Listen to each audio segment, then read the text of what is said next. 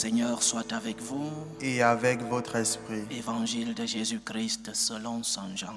Gloire à toi, Seigneur. En ce temps-là, Jésus se manifesta encore aux disciples sur le bord de la mer de Tibériade.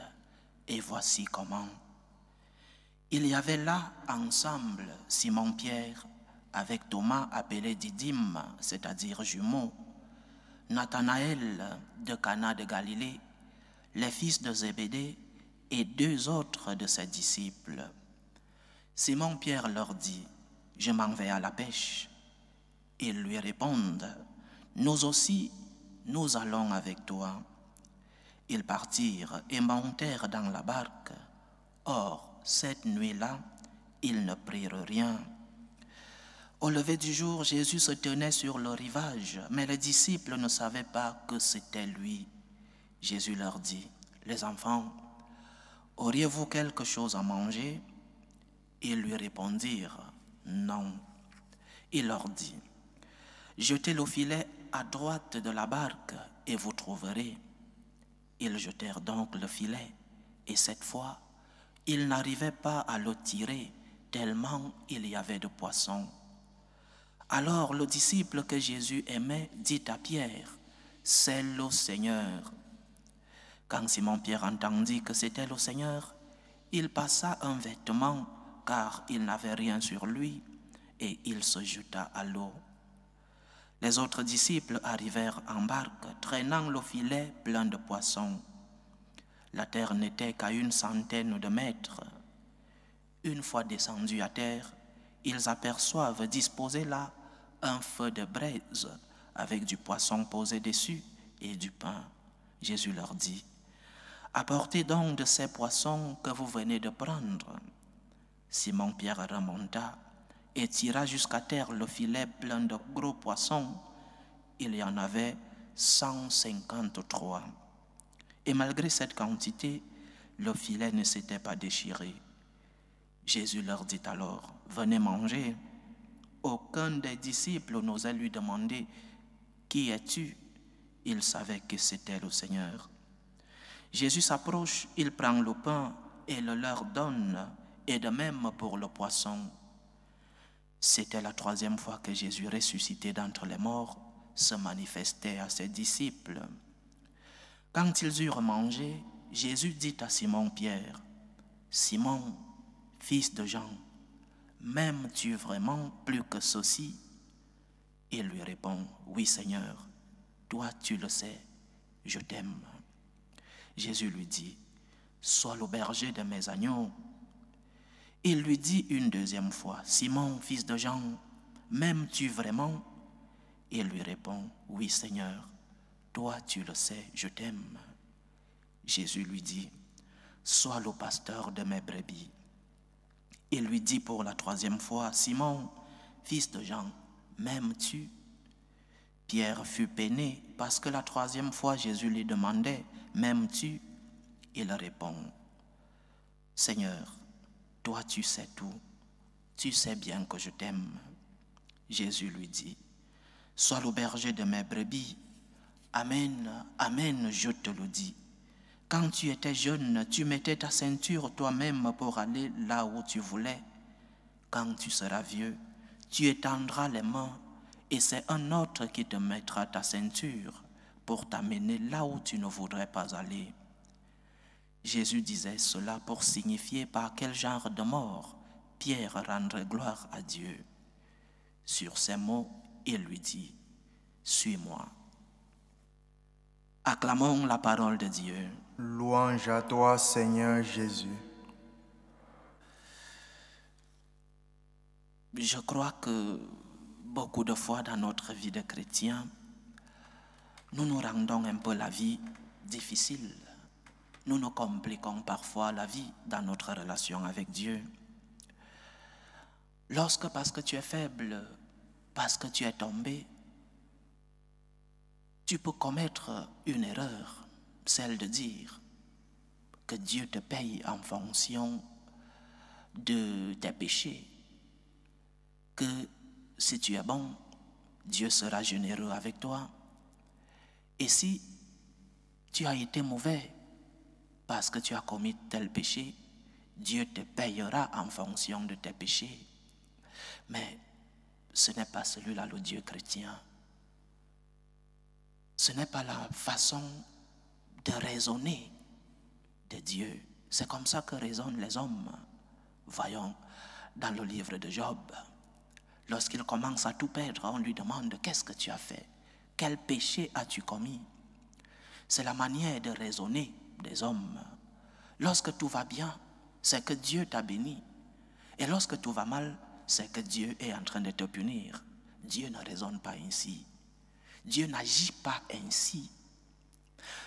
Lorsque nous lisons les évangiles et nous faisons un peu d'analyse, lorsque nous écoutons par exemple l'Ancien Testament, la réponse de Dieu face à la multitude d'infidélités de son peuple, nous nous rendons compte que Dieu n'agit pas ainsi, que Dieu ne nous paye pas comme nous le méritons, parce que nos péchés méritent parfois une grande punition de Dieu.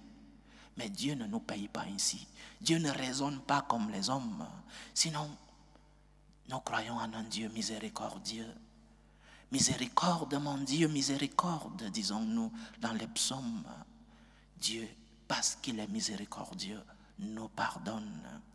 Dieu tend la main pour chercher la réconciliation. Et de cette façon, il vient guérir nos blessures. Il vient purifier nos péchés.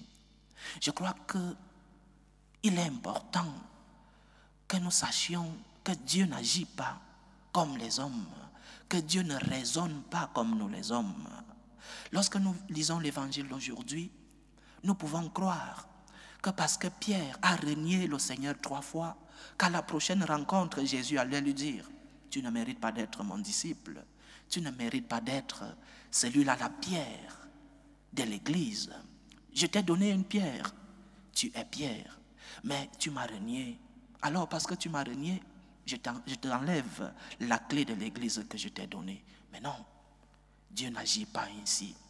Tu es tombé parce que tu es faible, parce que parfois tu n'as pas suffisamment de lumière pour distinguer le bien du mal, parce que parfois tes pieds vacillent devant la tentation et tu tombes. Mais quelle est l'action de Dieu lorsque tu es tombé? Il ne te pose qu'une seule question, et c'est la question fondamentale de notre foi. Est-ce que tu m'aimes? C'est la question que Jésus pose à Pierre. Oui, tu m'as renié. Oui, je sais que tu as honte d'avoir renié ton maître, mais est-ce que tu m'aimes? Pierre, Simon Pierre, est-ce que tu m'aimes? Et c'est la question que le Seigneur nous pose à nous tous. Oui, tu es tombé. Oui, tu es faible. Oui, parce que tu es faible, tu n'as pas pu faire la volonté de Dieu. Tu n'as pas été si fort devant la tentation. Mais est-ce que tu m'aimes? Et quelle est la réponse que nous donnons au Seigneur? Nous disons parfois que le Seigneur ne nous aime pas suffisamment et qu'il ne nous pardonnera pas parce que nous sommes tombés. Non. Tu es fait de chair. Tu dois être conscient de tes faiblesses. Et tu dois être conscient que le Seigneur, chaque fois que tu viens lui témoigner ton amour, chaque fois que tu reviens à lui et lui dire « Seigneur, oui, je suis tombé. Seigneur, oui, j'ai offensé. Mais tu sais bien que je t'aime parce que tu es Dieu. Tu sais bien que je suis tombé, pas parce que je veux m'éloigner de toi, mais Seigneur, parce que je suis faible, je suis tombé. Pardonne-moi. » Et c'est cette demande de miséricorde qui apporte en nous la grâce du pardon. Lorsque nous parlons de la miséricorde, il ne suffit pas de reconnaître que tu es tombé. Il suffit de faire le pas. Seigneur, oui, je suis tombé, pardonne-moi, mais tu sais que je t'aime et tu sais que j'ai besoin de ta grâce. Tu sais que j'ai besoin de toi pour que je puisse continuer dans cette bataille contre l'ennemi, pour que je puisse me relever lorsque je suis tombé, pour que je puisse recommencer. Pose-toi la question, lorsque le Seigneur, parce que je l'ai offensé, lorsqu'il me pose la question de l'amour, quelle est la réponse que je lui donne?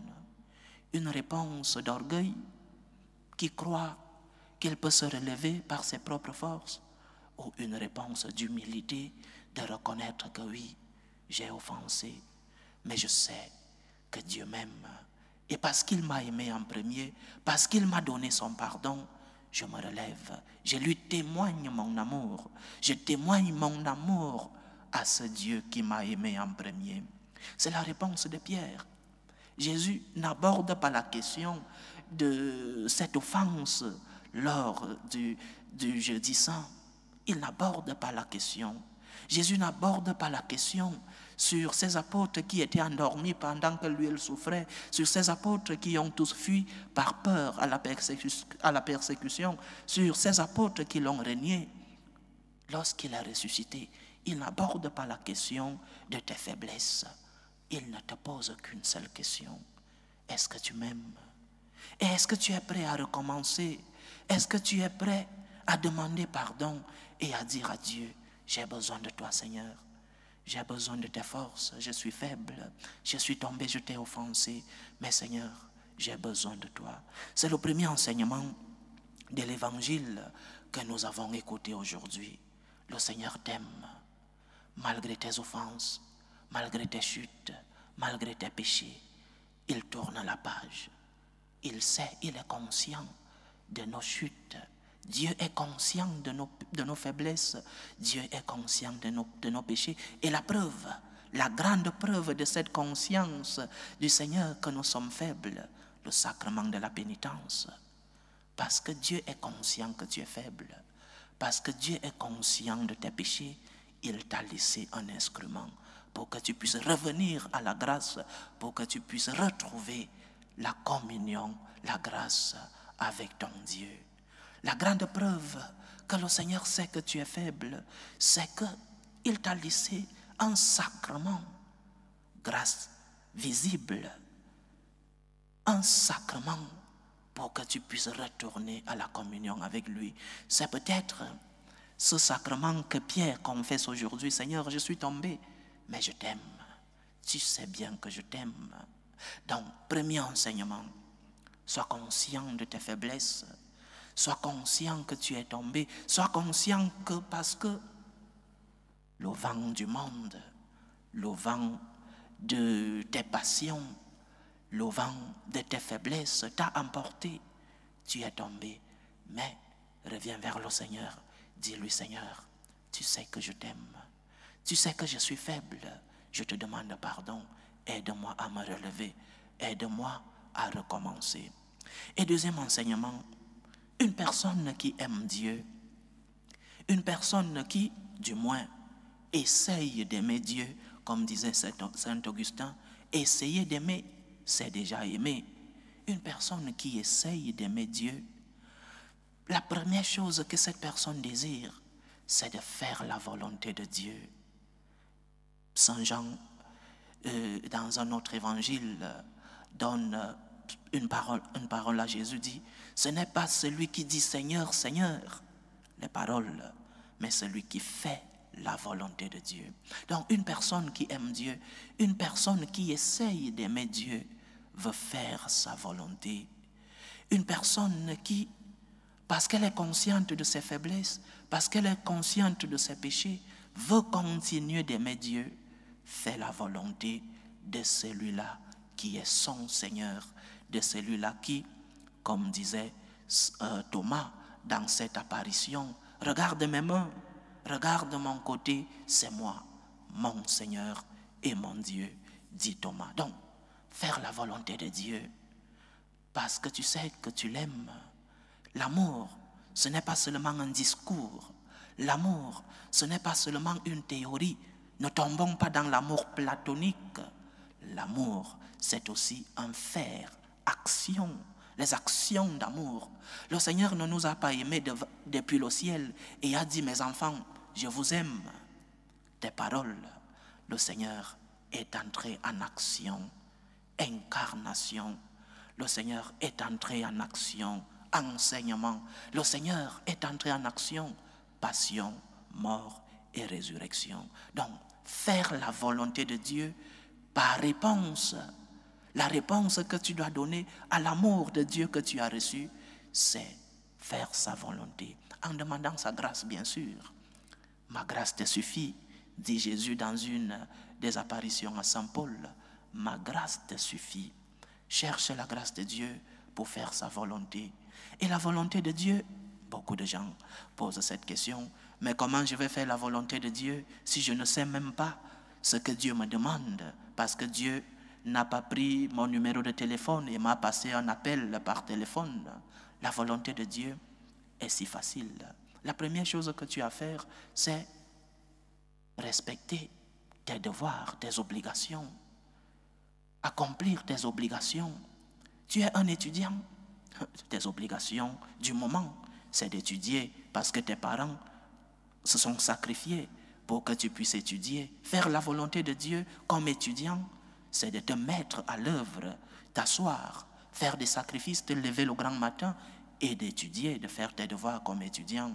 La volonté de Dieu comme une femme au foyer, mari ou femme, c'est d'aimer ta famille, d'aimer ta femme ou d'aimer ton mari et de respecter ces promesses du mariage que tu as prononcées.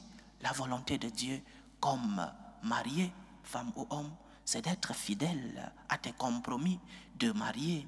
La volonté de Dieu, c'est que tu puisses, toi qui es professionnel dans ton travail, que tu puisses faire ton travail de la meilleure des manières possibles. C'est cela, faire la volonté de Dieu. Dieu ne t'enverra pas un texte WhatsApp pour te dire tu dois faire ceci aujourd'hui ou non. Non. Dieu t'a montré comment il agit dans ta vie. Tu es étudiant, étudie. Femme au foyer, prends soin de ta maison. Mari, femme, prends soin de ta famille. Respecte les promesses que tu as faites pour ton mariage. Et après, une autre volonté de Dieu pour faire un pas de plus.